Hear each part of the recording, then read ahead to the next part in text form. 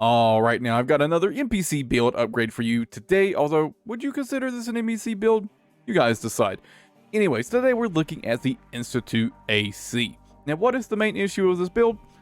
Frankly, it just comes down to the coral generators not being suited for the type of build this is, because the Institute AC is a sort of aggressive, close range, almost kind of like brawler style build.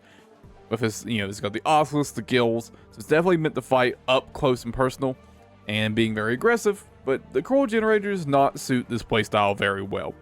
Now, I have decided to stick with Research Institute parts for this build, considering, origins and, what it's about, and, lore-wise stuff. I decided to completely stick with Institute parts. So, unfortunately, I haven't actually been able to remedy the coral generators just not being good for this build, but I have tried to mitigate the issues as much as possible. You probably already noticed I switched out one of the auroras for the coral shield, and this is just to give you a nice safety net to allow you to let your energy regenerate, right, a bit more safely. Now, I've also switched out the other weapons, the Nebula and the Standard Moonlight, for the Redshift versions, because they just simply suit the build better, right?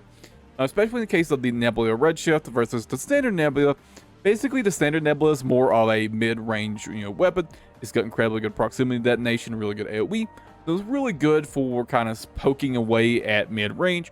Meanwhile, the Redshift version is much better suited for close range and being more aggressive with its really, really fantastic accumulative impact, right?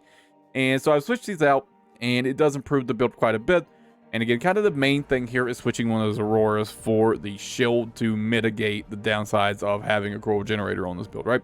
And overall, I gotta say, I'm kind of surprised at how well it turned out. It definitely turned out better than I was expecting when I was going into it. Because, I really wasn't sure what to expect, in terms of how this build is going to turn out when I was getting started on it. Because, again, close range build, like aggressive close range build, just not very good on the coral generator. So I was kind of expecting just to not get anything good at all out of this build, to be honest. But yeah, pleasantly surprised how it turned out. Now, that's enough talking about it. Let's get into the details. Now, getting into the weapons first, we've got the Nebula Redshift, switch from the standard Nebula, right? And kind of the main thing here is that for a close range, aggressive build like this, the Nebula Redshift is just kind of better. The standard Nebula has a bit more of a mid-range niche with its really large proximity detonation and very big AoE. And the Nebula Redshift is more of a close-range weapon that's more focused on being aggressive with its, 100% accumulative impact, right? And again, this is a really, really great weapon for building impact. It does good damage as well. And even as a direct hit damage, this weapon's very, very strong. Compared to the standard Nebula, it's got very good direct hit adjustment, right? So yeah, this is a really, really solid weapon all around. And again, it's just better at close range than the standard Nebula, right? Now, moving on, we've got the Moonlight Blade, switch to the Redshift version from the original. And the main thing here is just basically that the standard uncharged attacks on the Redshift version are just a little bit better than the standard Moonlight Blade, right? Obviously, and also better direct hit adjustment as well, right? Obviously, charge attack on the standard Moonlight is way better, but the charge attack, I wouldn't say it's bad. It's also quite slow, so it's going to be pretty rare you actually get to pull this off on something. Although you can get a lot of mileage out of it, you're just going to be using the standard attacks way more often, so you're overall going to do better off with the Redshift version of the Moonlight Blade, right? Now, moving on, we've got the Lightwave Cannon, the Aurora. Of course, this is what the build has on originally, and I haven't switched it because I actually really like the Auroras quite a bit. As far as the missile launchers go, they're pretty decent. They do have a fairly long homing lock time, and unfortunately, since I am sticking to institution parts, we can't really do much about that. But these are really solid weapons all around. I really like them quite a bit. Their tracking's pretty good for missiles, right?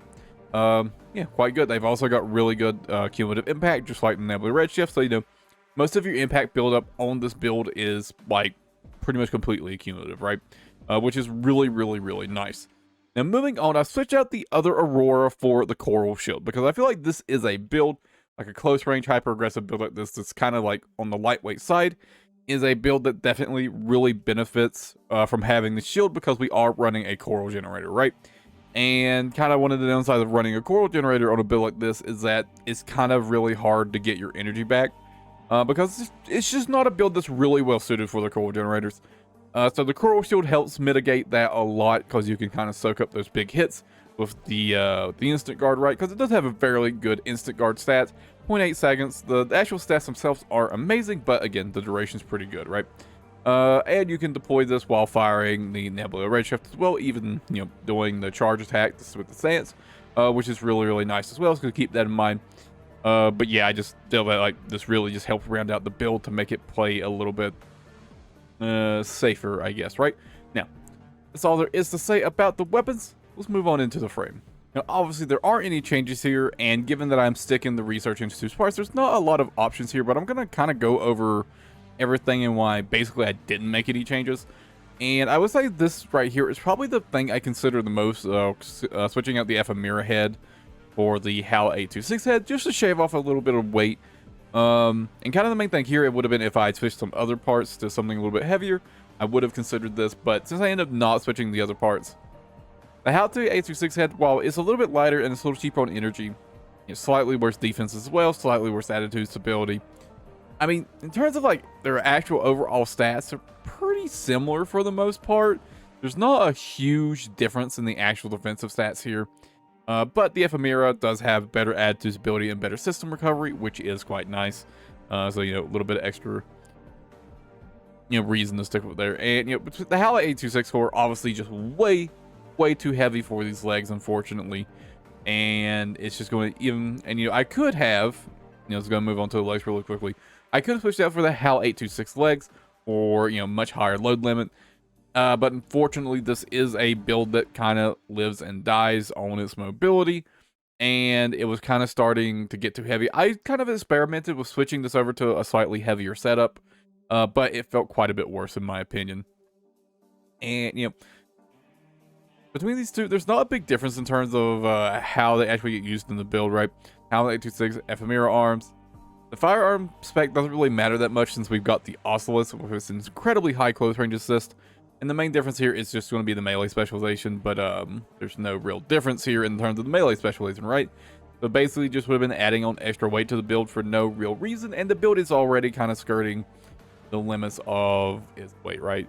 And so yeah, just in the end, switching out any of these parts for the HAL 826 just ended up making the build feel worse to play, right? Which is why I ended up not switching any of them. Although I was kind of pretty strongly considering like doing something like the HAL 826 legs, and then maybe also grabbing this as well. But you see, you do actually lose quite a bit of weight, speed, even just doing that, unfortunately. So yeah, I just ended up sticking with the basic wear because this is quite a bit of extra attitude stability, and it would have been really nice because it does add, overall a nice little extra for attitude stability. But again, kind of slowed the build a bit too much for my taste. Now, let's move on into the internals. Now, for the internals, first, I have kept the Gills boosters, and obviously just considering the way this build plays, like a hyper-aggressive, in-your-face sort of build, the Gills just ended up feeling a lot better. I did consider the NGI 001 for its better boost and quick boost speed, but after some playtesting, I just found that Gills, again, I don't think anyone's surprised here, felt way better considering the build's playstyle, right? Also, much cheaper on quick boost energy consumption, which this build, it does hurt it pretty bad. So, that's also a benefit to keeping this as well. And moving on, we've got the Oculus. Does have this on originally. Considering the build's playstyle, there's no reason to even consider using the WLT-001 over the Oculus. I guess except maybe for the missile lock correction you could consider, but unfortunately, that incredibly high close range assist is very nice, and even having the faster lock on, I just felt like it was just better off having the super high close range assist on this build in particular, right? Now, the one change we do have here is I switched out the aorta for the NGI 001, and obviously the thing here is we just simply don't have enough energy on the base build to actually use the aorta anymore, right? So I did switch out to the NGI 001. This does make the high energy consumption for the quick boost feel a lot better and a lot more manageable. It is also, a little faster on the recharge delay, which is also very nice for this particular build. Unfortunately, it's still really slow. This is not a build that really likes the coral generators. It's not well suited for it. But because I wanted to stick with the Research Institute parts, it's really the only option, right? It really is all we got. And finally, for the expansion, I just left on terminal armor. I like terminal armor quite a bit because I don't have to think about it. So, it's pretty nice. Now, as always, hope you guys enjoyed the video. Before we get into the gameplay footage, a quick thank you to our members. As always, any tier of the membership helps a lot. Your support means a lot to me as well. And as always, you do get some benefits. Of course, you get your name here. If you get the Purple Cat tier or higher, you get to see videos a day early. Now, let's go ahead and get into the gameplay footage. 50%. You don't know when to quit. Just like all the other reasons. This pilot's... Why won't you die? Chartreuse! Withdraw! Abandon your AC! AC unlocks destroyed. 2 repair kits remaining. AP at 50%.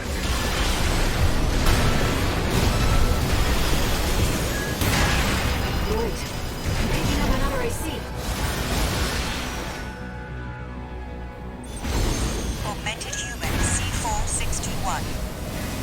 We're not here to take back the Raven. However, we will see if you can do it justice. Apologies for the delay, King. You're strong. Worthy of your name. AC Astrocrown destroyed. Thank you, King. We've lost both of them. 1 AC left. AP at 50%.